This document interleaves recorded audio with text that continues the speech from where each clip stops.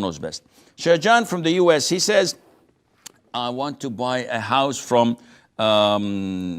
United Islamic Financing or whatever, and they have a plot and they have a profit of 2.8. They say the final price is fixed and there is a penalty fee if you are late, etc.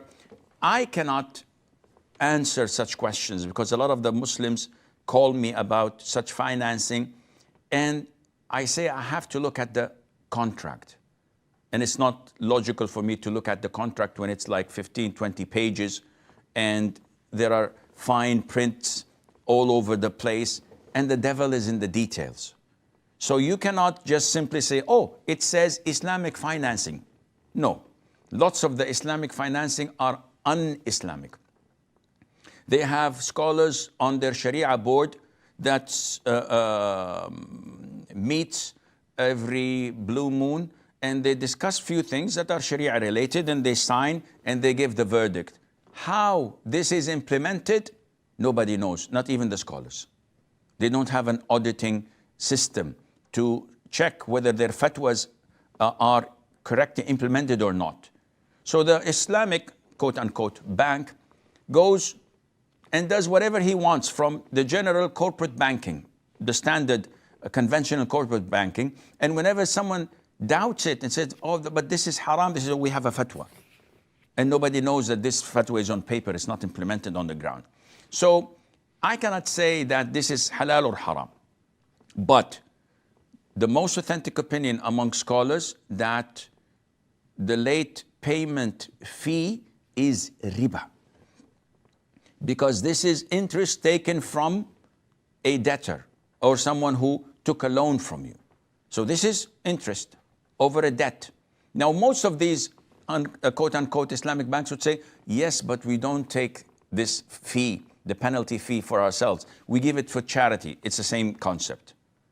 The loss that occurred on the one who took the loan, this loss, this interest, given to charity, given to a masjid, taken by the bank itself, it is still riba for him to pay it. Now, taking 2.8% profit over the general amount of the property, and this cannot be increased, there's no problem in that.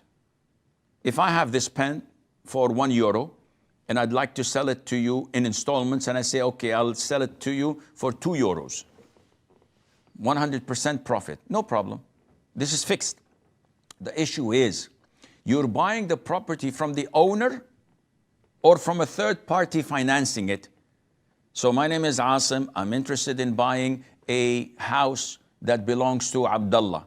I go to Abdullah, he says $300,000 for the house. I said, I don't have it in cash. Can you take installments? He said, no, I need the $300,000 in cash. So the bank, XYZ Islamic bank, comes and says, listen, I'll buy it for you, and you pay me $400,000 instead of $300. I'll take only 33%. I don't know. I'm not good at math. So what do you say? I said, okay. He said, okay, then sign all these documents and papers stating, when I read, that I buy it, that I'm committed, that I will not default. And I say, okay, what should I sign? Here? But you're saying that you're selling me the house and you don't possess the house. I said, yes, after you finish, I will go and possess it. And then I'll resell it to you. This is not permissible. He's selling me something he does not possess. So actually, he doesn't care about the house, or it's a mansion, or if it's a Veron. He cares about giving me 300,000 and I return them to him 400,000. That's it. What I do with it, it's none of his concern. No, this is not permissible. The second, well, I'm told that we have 3 minutes left. So there is something called diminishing ijara, where you become a partner with the bank, you buy, and then you rent from this company, that is you and the bank, and the ownership of the bank is diminished and reduced while yours is increasing, but this needs more time.